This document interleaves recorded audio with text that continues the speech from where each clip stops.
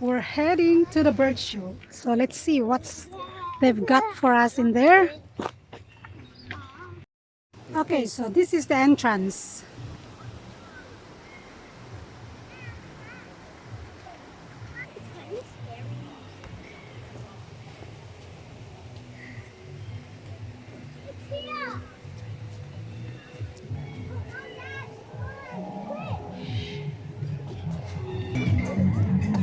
There are many people waiting for the bird show, but we'll start at 12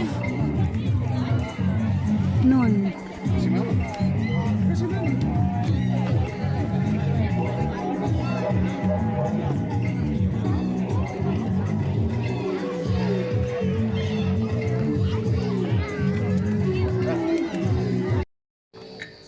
Let me tell you a story, little one.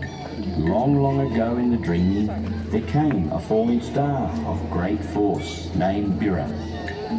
Bira fell from the sky and created the body of an eagle. The eagle was Bunjil. Bunjil was the creator spirit of all. As Bunjil soared, he created Gunagili, the sky. And as he circled and circled, he looked down and saw there was nothing, nothing at all.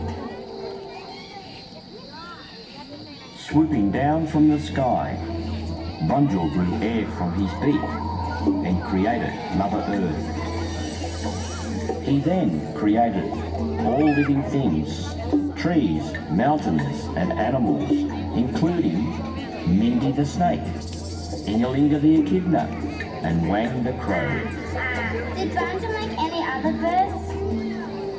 Bunjil made a dazzling rainbow appear, which shattered into many pieces. Each piece from the rainbow had its own colours and turned into a beautiful bird. As they were created, the birds, each with their own spirit, sang with joy as they flew down to the earth.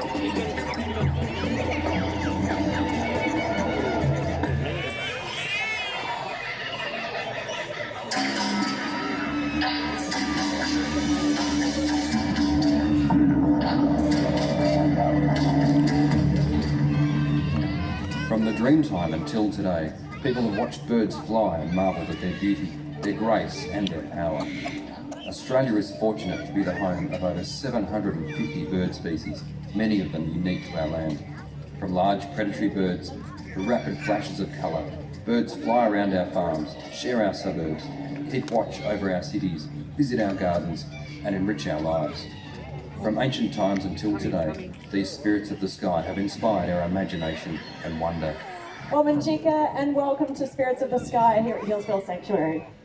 The birds that you'll be seeing fly today are doing so on the traditional lands of the Wurundjeri. And we'd like to acknowledge the connection that First Nations people have to this land that extends over many thousands of years. Hi, I'm Molly. My name's Jessica. And Australia is known as the land of the parrots because we're blessed to have such a big variety of parrots. They've adapted to occupy a wide range of different habitats all across Australia. Everywhere from lush rainforests to sparse woodlands to the dry heart of Australia. There are 56 different species of parrot here, many of them found nowhere else in the world. And so, just been informed our first bird's not coming out. Great start, right? Every show is different. Our birds have got the choice in whether they're here or not. That is totally okay. We can move on to our next bird.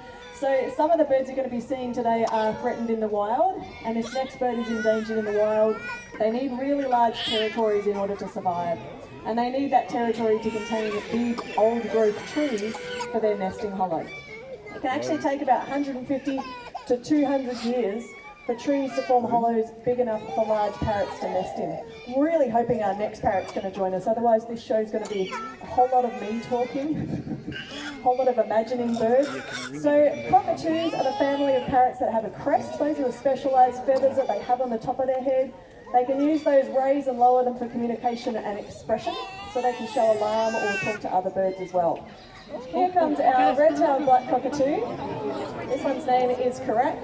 You can actually tell the difference between the male and the female in this species. Sometimes males and females look very similar to each other, but in this species, The female is covered with these little yellow freckles and markings on her body.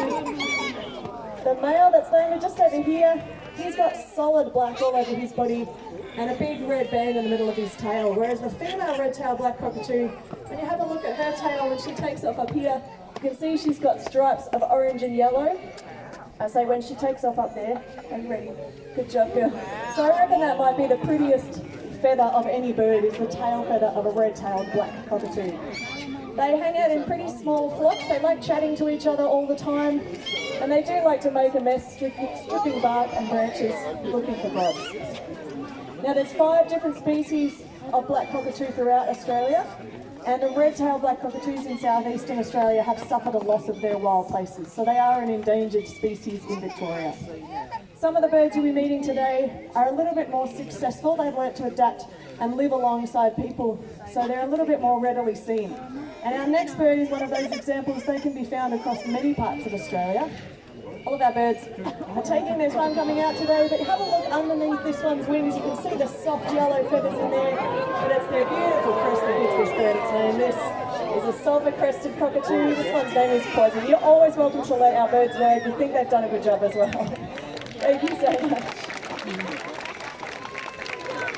Sulphur-crested cockatoos have got the loudest call of all the parrot family. Just to put that in perspective, a jet engine is about 140 decibels and a single sulphur-crested cockatoo is 135 decibels. So you can just imagine the noise of a flock. But we really love wildlife and we hope that you do as well. And if you want to know what you can do to protect and help birds in your own local area, you can plant and protect native trees and flowers. That provides the right kind of food and habitat, and bowls of water are always appreciated by lots of wildlife as well. Now, as well as meeting some parrots, we are going to have a look at some birds of prey today. There will be a slight pause while we get our next bird ready, but she's worth the wait. She's really small and really fast, so if you've got your camera with you, good luck.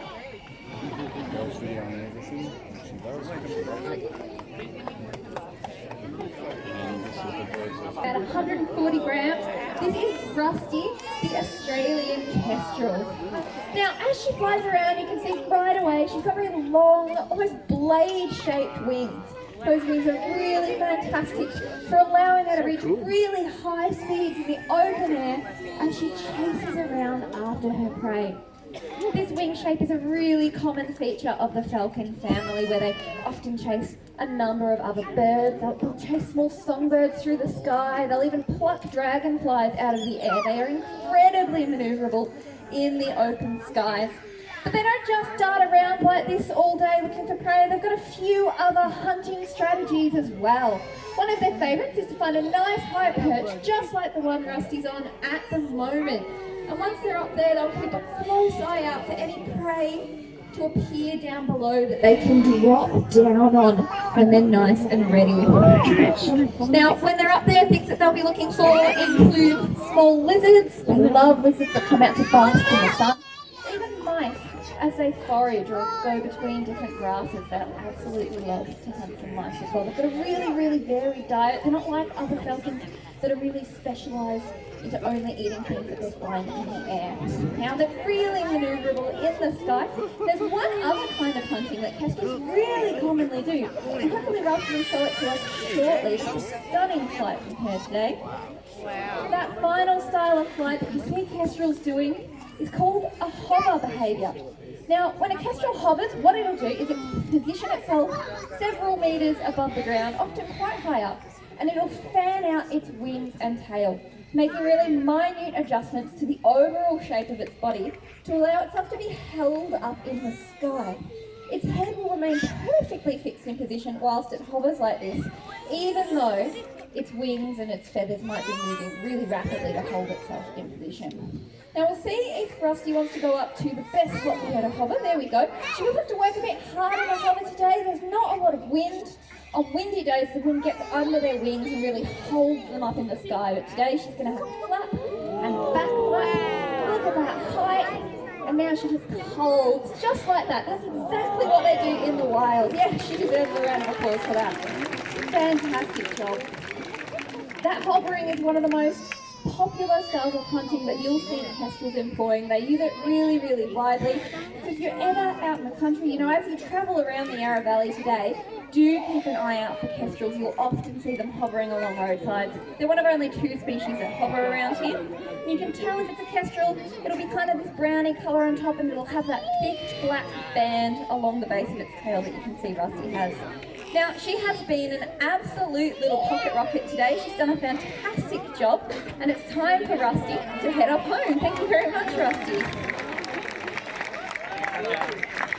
Now, here at Zoos Victoria, we do a lot of training with our animals. We train for all sorts of reasons, like exercise and enrichment. Excuse me as I briefly disappear off the back here.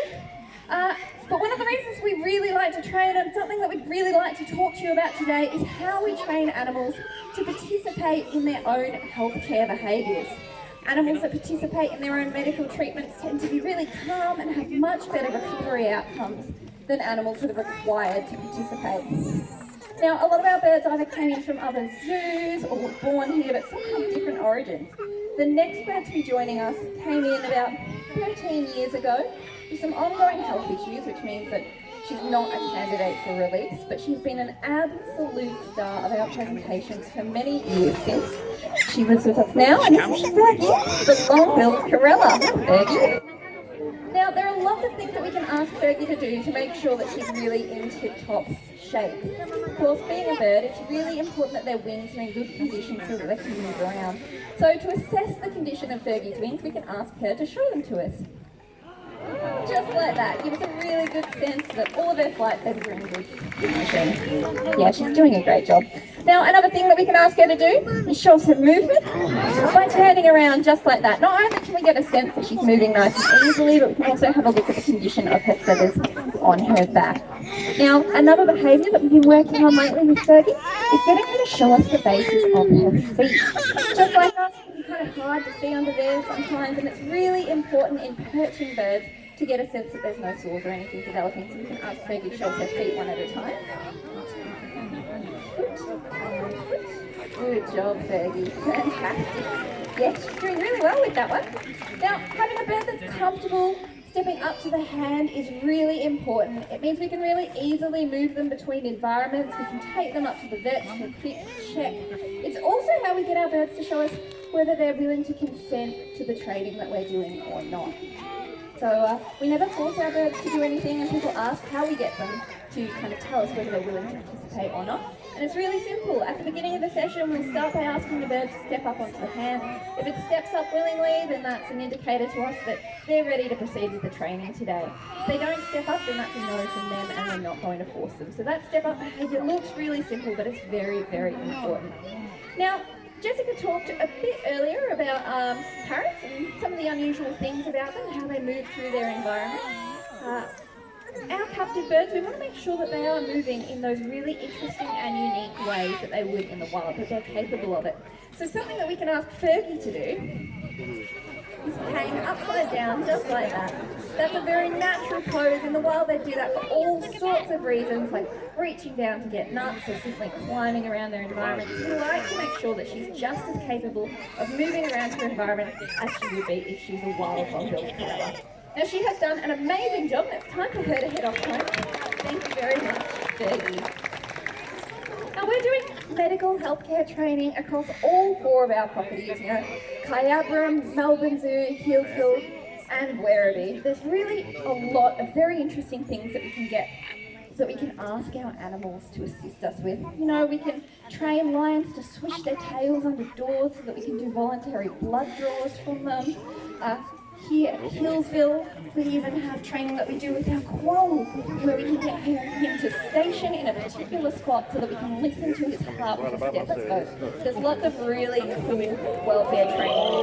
We're going to move on from the world of colourful parrots to a bird that is deliberately rocking the neutral colour palette. This is a bird that's really well adapted for camouflage, so that they can hide during the day and then emerge at night to attack. This is Millie, she's a barking owl, and you can see she's got those beautiful patterns of cream in between the grey and brown as well, so that she can hide up there in the trees, and then she scans around looking at the world with those huge yellow eyes. Now, despite those massive eyes, they don't actually see in colour like we do. They can see in much greater detail and distance than we can. And they're particularly good at spotting the movement of their prey through the trees. Prey for these birds includes a lot of small mammals. So they like nocturnal mammals like possums and gliders. They'll also eat a lot of mice, and they can eat other birds occasionally as well. And once they spot that prey, they're very skilled at being able to weave and manoeuvre through the gaps in trees and vegetation to grab that prey. And Millie's doing a pretty good demonstration today of how skillfully she can manoeuvre in amongst the gaps between the people here today. Barking owls can make a number of different vocalisations. When she's close to you, you might be able to hear her making a little bit of a chirrupy noise as she flies. That's a pretty happy noise from Millie. She's getting little pieces of her favourite food out here today. So that noise just really means I'm excited to get that food. You might have guessed though from the name barking owl that that's not the only sound they can make. They can make a two-note call which sounds very similar to a little dog barking. A male and a female pair will duet that barking, and the male's got a slightly deeper sounding voice. People often don't even realise that they're living near a barking owl, they just think they've got neighbours with really badly behaved dogs. And there is another vocalisation that they're able to make as well. If their nest is under threat, they don't bark or chirp, but they can scream, and that scream sounds not like you might imagine a bird scream to sound. It actually sounds almost exactly like a high-pitched human scream. So you can just imagine if you're out camping, thought you were alone and you heard that noise and you didn't realise it was a barking owl, that would be a pretty terrifying sound. When they're not vocalising though, they are able to fly in complete silence. They've got frayed feathers underneath their wings which disrupt the airstream and allow them to fly completely silently. So the lower you duck, the lower she will fly. Everyone nearly the barking owl. He's actually our third largest raptor here in Australia, and we're very excited to be able to show her to you today because they're not normally found this far south. They're normally found a few hundred kilometres further to the north. So joining us shortly will be a black-breasted buzzard. And just to complete the tongue twister, this black-breasted buzzard's name is Beatrice. So keep an eye out, here she comes to join us now. Now you can see straight away that she's got these really big wings. She looks like a really large bird. But actually she only weighs in at about 1.4 kilos. She's quite lightweight. And it's that combination of big wings and a lightweight frame that allow her to do what they do really well, which is spend hours up in the sky cruising around in search of prey. These guys will hunt, but they also love eating carrion. So they'll cruise along around roadsides, they'll follow other flocks of birds, looking for animals that are already dead. In the wild, they also really love raiding nests. They have real nest robbers. On the ground, you can see she's quite comfortable on the ground. They'll go after things like brolgas, eggs, bustards, or even Australia's largest bird, the emu.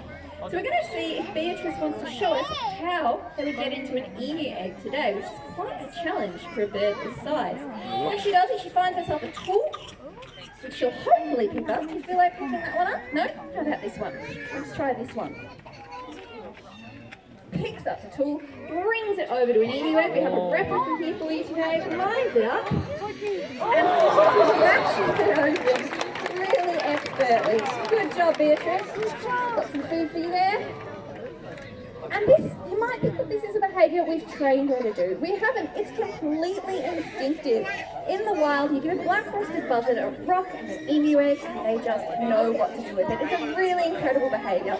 Now she's taken herself home now, after you've gotten a good look at that egg-breaking behaviour. And there's only one other place in the world where you'd be able to see that instinctive raptorial egg-breaking behaviour, and that's in Africa, where Egyptian vultures do exactly the same thing, but with ostriches. It's a really cool behaviour. We've made it easy for you today. You haven't had to go hundreds of kilometres to the north or all the way to Africa.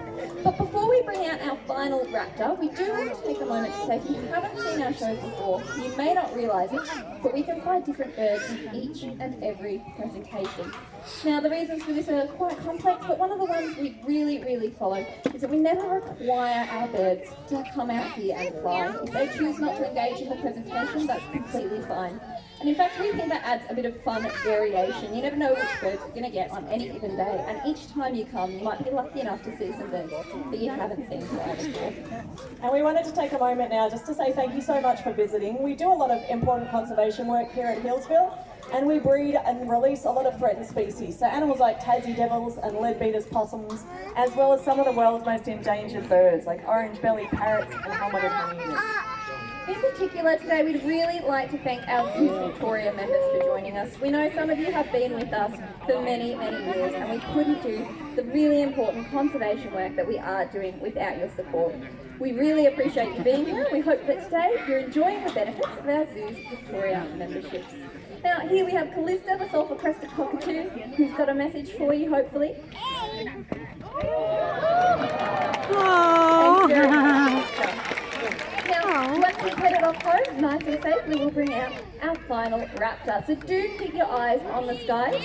The next bird to be joining us is not normally found down here in Victoria either. They do visit down here, they will visit, they are migratory, but or migrant visitors, I should say, rather, get my facts right. But they do breed further to the north, and they're a fantastic bird. You'll primarily find them around waterways, be it the coast, rivers, or lakes. So joining us shortly will be an osprey named Elvie. Now, I absolutely love osprey. I'm so excited to get the chance to show her to you today. Osprey, hanging around near water, as you might expect, primarily eat fish. Almost 99% of their diet is made up of small to medium-sized fish, but we'll chuck in the occasional sea snake just for a bit of slimy variety. And they're a really fantastic bird. If you ever get the chance to see a breeding pair in the wild, I highly recommend it. They build these fantastic nests. I love talking about their nests. They start off kind of a medium-sized nest for a medium-sized raptor, up nice and high, but every single year they'll renovate them and make them bigger and bigger and bigger until you've got a medium-sized raptor like this on an absolutely hulking mass of a nest in the sky. It's really impressive. Now, we'll see if Elvie wants to show off her fishing behaviour for us today. We have a pond, an osprey, and her favourite food, a whiting, so hopefully it will all align. In the wild, when they spot something they want to eat, they'll take off, just like that, and they'll line themselves up really carefully above the water, above where they see the glimmer of fish. And when they see that, they'll hover briefly and then dive in, feet first, just like that. And if they time it just right, she'll get a fish. Has she got it? Yes, she's got it. Fantastic. Good job, Elvie. Fantastic dive from her today. Now, that dive is really cool for a few reasons. So they dive down feet first. They've got to line everything up perfectly. You know, they've got to time the angle and entry of their descent to collide with the. Sorry, I've just noticed a wild squirrel flying along behind us as well. Plenty of raptors around today. If you keep your eye out for them, not just ours. She spotted it as well. You can see her looking. Now, so they've got to time it all just right to grab that fish. And once they've grabbed it, they're then up to a metre below the surface of the water, holding a struggling, wriggling fish. And they've then got to use their wings to power, basically row themselves back up to the surface of the water and then take off, almost like a deadlift. And they will do this holding fish that weigh up to as much or even slightly more than they do. So they are real powerhouses of birds. They are absolutely incredible. It's fantastic to get to watch them hunt. But when we fly Elvie, we do always make her the last bird in the presentation, and there's a very good reason for this. She has a very loose sense of time. She might be up there for a couple of minutes eating that fish. She'll probably be up there for a couple of minutes, but she might be up there for several hours. We never know. She'll take her time. You might even see her flying around Healesville today looking for a better perch to eat her fish on. We don't mind. We love that she has the freedom to go where she wishes and take as long as she wants. But we aren't going to make you all sit around and watch an osprey eat a fish for goodness knows how long. So we will wrap it up. All that's left for me to say is I really hope you've enjoyed seeing these birds of the sky today. We do have an extra gate open on this side when it's time for you to head out, so you can use either one, and we hope you enjoy the rest of your afternoon here at Healesville. Thanks very much. Thank you.